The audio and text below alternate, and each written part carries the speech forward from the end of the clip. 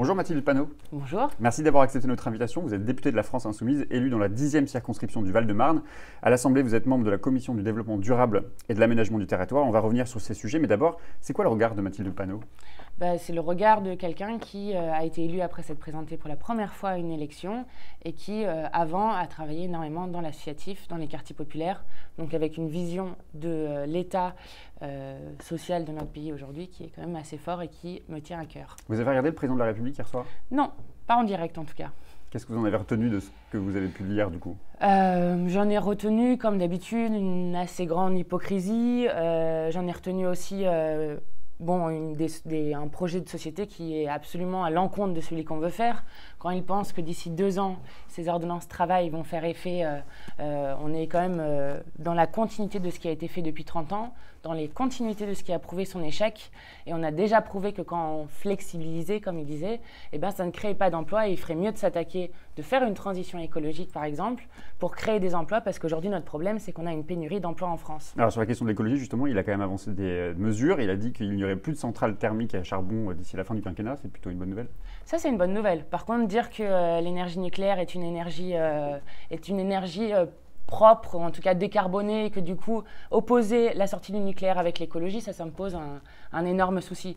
Parce qu'en fait, non, déjà, le nucléaire n'est pas une énergie propre. Il n'y a qu'à aller demander aux gens de Bure à qui on veut faire enfuir des déchets nucléaires à côté de chez eux, si c'est vraiment une énergie propre, parce qu'on ne sait pas quoi faire des déchets aujourd'hui. Et puis, c'est une énergie qui n'est absolument pas sûre. Et on le voit, l'actualité des 6 derniers mois et d'avant même a été ponctuée par des failles dans des cuves, de la rouille dans les tuyaux. Donc on est devant quelque chose où un accident nucléaire est probable, possible aujourd'hui. Et ça, je pense qu'il faut le dire et il faut sortir de cette énergie qui, en plus, nous rend dépendantes de l'extraction d'uranium. Une autre bonne nouvelle, ou en tout cas possiblement une bonne nouvelle, Emmanuel Macron s'est engagé à donner une réponse sur le projet Notre-Dame-des-Landes. On s'orienterait, visiblement, le gouvernement s'orienterait vers un abandon du projet. Ça va aller dans le bon sens? Écoutez, là-dessus, moi, je pense que c'est bien d'avoir pris le temps de reposer ça. Le rapport qui a été fait, je pense que par les 3 médiateurs, son premier intérêt, c'est de montrer déjà que les solutions alternatives n'ont pas été étudiées assez dans le fait de faire ce projet de Notre-Dame-des-Landes. Donc ça, c'est déjà un très bon point parce que ça montre que l'alternative, elle existe et qu'elle est moins chère. Et c'est là où il y a un problème intéressant à poser pour la suite, c'est que la déclaration d'utilité publique a été faite sur des chiffres faux. C'est-à-dire que la Direction générale de l'aviation civile avait multiplié par 2 le coût d'extension du projet d'aéroport initial à Nantes-Sud. Et du coup, apparaissait comme beaucoup moins intéressant que de construire un nouvel aéroport à Notre-Dame-des-Landes dans une zone humide, écologiquement désastreux, etc. Et donc, il faut réfléchir à nos procédures. Pourquoi est-ce que ça a été permis d'avoir des informations fausses? Ça pose quand même un vrai problème de démocratie aujourd'hui. Et j'espère quand même que Macron abandonnera ce projet parce qu'il est aberrant. On parle d'un coût de 400 millions d'euros si l'État venait à renoncer au projet pour dédommager le groupe du BTP Vinci. Est-ce que Vinci doit renoncer à cette enveloppe? Bien sûr, il faut faire le rapport de force. D'ailleurs, en utilisant le fait que le préfet de Loire-Atlantique qui a signé pour le projet a travaillé par la suite à Vinci Autoroute. Donc on est dans vraiment le micmac de la Ve République avec les conflits d'intérêts qui vont avec.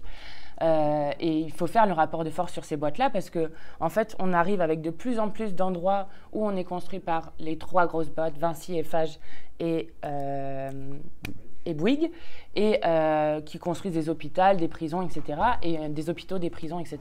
Et on se retrouve toujours pris à la gorge par ce privé qui, en fait, engorge les profits et nous, on prend tout le temps les dettes, le public. Alors, le rapport qui a été remis la semaine dernière au gouvernement ne fait pas de recommandations très claires. La seule chose qu'il suggère, c'est l'évacuation de la ZAD, quelle que soit la décision, d'ailleurs, in fine, d'Emmanuel Macron. C'est une nouvelle bataille qui va commencer? Le maintien de cette ZAD? Oui, peut-être pas dans l'état actuel, mais en tout cas prendre le temps de se poser, de réfléchir, de voir qui veut partir et qui veut rester, parce qu'il y a aussi des gens qui ont commencé des projets de maraîchage, de boulangerie là-bas, et qui, je pense, sont intéressants pour réinventer en tout cas ce que pourraient être ces zones rurales qui sont quand même largement abandonnées. Je pense que c'est intéressant de prendre le temps de voir qui veut rester et partir, et de ne pas y aller avec une évacuation violente. Dont on sait que qui ça semble pourrait pourtant se profiler, puisque c'est les termes de M. Castaner, de M. Collomb. Ils ont dit qu'ils emploieraient la force pour évacuer entièrement la ZAD. Bah ouais, mais du coup, ça va quand même poser un énorme problème. Personne n'a envie dans notre pays d'avoir un nouveau Rémi Fraisse. On sait que si on utilise la violence de cette manière-là, on ne sort pas politiquement par le haut de cette situation. Donc moi, je préconiserais plutôt, et c'est ce pourquoi on se battra, et je sais que les opposants sont sur cette ligne aussi, de prendre le temps, d'avoir un temps de moratoire où les gens peuvent partir s'ils le veulent, et ceux qui veulent rester, ensuite de regarder sur les terres, sur comment ça va se passer. Et c'est vraiment, faut pas avoir on m'a souvent sorti les zadistes comme étant des violents, écervelés, on m'a même dit qu'ils enterraient des morts vivants, alors là, on est mais du coup, les zadistes sont des gens qui inventent un autre avenir dans nos territoires ruraux, et je pense que c'est important de le prendre en compte et d'y aller, normalement, pour inventer l'avenir de ces territoires. Qui défend l'écologie aujourd'hui, Mathilde Panot? Il y a beaucoup d'assos, des citoyens. Nicolas Hulot, il défend l'écologie aujourd'hui pour vous? Non, c'est pénible de le dire parce que Nicolas Hulot avait un engagement écologique, mais non.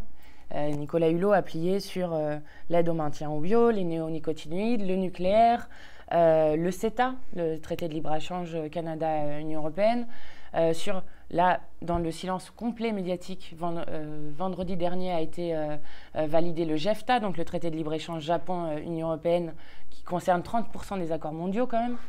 Donc non, il perd tous ses arbitrages. Donc même réponse pour Emmanuel Macron quand il se pose comme le leader international de la cause écolo. Emmanuel Macron, c'est encore pire, je crois, parce que Hulot, je pense qu'il a une petite conscience du fait que, il sait quand même, il a étudié ça quand même de près. Donc, il fait politiquement, c'est le même jugement, mais Emmanuel Macron, c'est vraiment l'hypocrisie complète. C'est intéressant de le voir se poser comme un leader mondial, alors qu'à l'intérieur du pays, il fait exactement le contraire.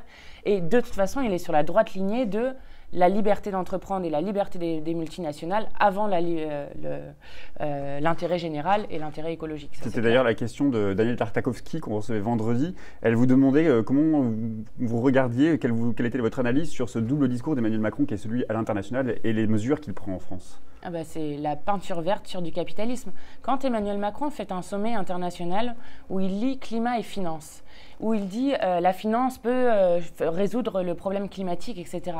C'est une aberration quand on sait que 100 entreprises sont responsables de 70% des émissions de CO2 depuis 1988 et qu'après, c'est les pyromanes qui ont mis le feu à qui on va demander de jouer les pompiers. Vous comprenez bien que c'est absurde, ça n'existe pas.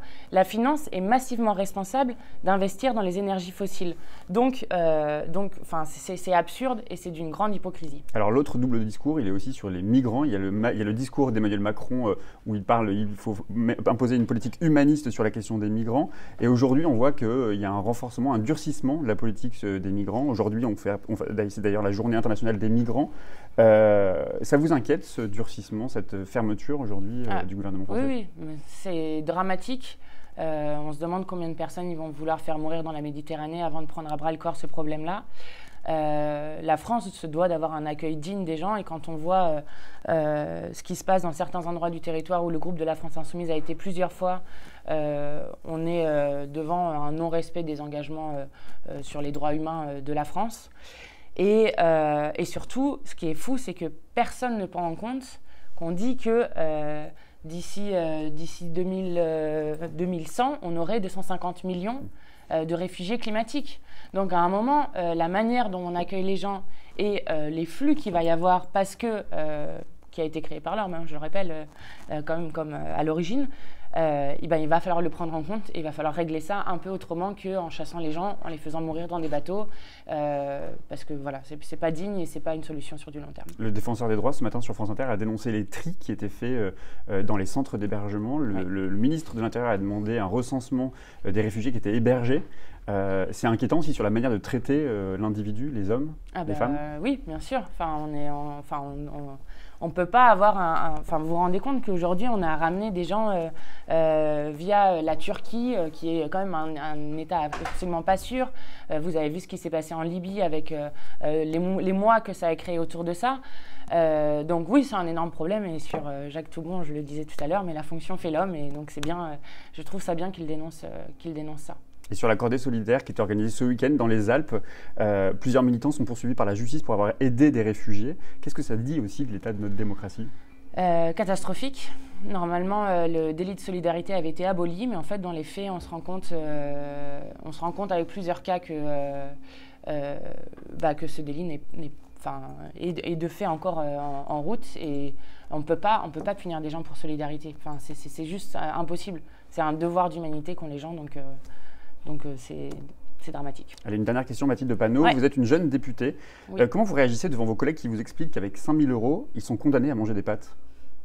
J'ai envie de leur faire un petit stand humanitaire à l'approche de Noël et puis de leur en offrir. Non, en vrai, il y a eu plein d'initiatives super drôles de gens qui veulent leur envoyer des pâtes. C'est juste indécent. C'est indécent. On peut facilement perdre pied quand on est député et quand on travaille aujourd'hui à l'Assemblée nationale, perdre la notion de la réalité. Comment vous faites ? En fait, oui. Mais je pense que plutôt le problème il est inverse, c'est les gens qui ne sont pas dans la réalité, c'est aussi surtout parce qu'ils ne représentent pas non plus aujourd'hui les citoyens et les citoyennes en France. Et je pense que notre groupe de la France Insoumise là-dessus il est intéressant parce qu'on a quelqu'un qui a été président d'une association contre la pauvreté et qui était au RSA Activité, Jean-Yves Grattenon, Caroline Fiat qui est aide-soignante. Bon, moi je viens de l'associatif, il y a des profils très très différents, donc du coup qui sont aussi représentatifs. Et je pense que c'est par ce problème-là qu'il faut le prendre aussi. Et se poser la question de pourquoi notre Assemblée nationale elle est composée énormément de gens qui gagnent bien plus que le salaire moyen en France. Merci beaucoup Mathilde Panot. Avec Demain, grand je plaisir. recevrai l'ancien candidat à l'élection présidentielle. Il est porte-parole du nouveau parti anticapitaliste. C'est Philippe Poutou qui sera notre invité. Vous avez une question pour lui ? Avec plaisir, ouais. J'aimerais bien demander à Philippe Poutou si il veut participer. On a décidé avec la France Insoumise de faire une grande campagne contre le nucléaire et pour promouvoir les énergies renouvelables, donc une campagne positive, avec une votation citoyenne au moment de l'anniversaire de Fukushima. Donc je l'invite avec son parti à co-organiser avec nous cette votation s'il le souhaite. Alors l'invitation sera transmise. Merci beaucoup. Merci beaucoup.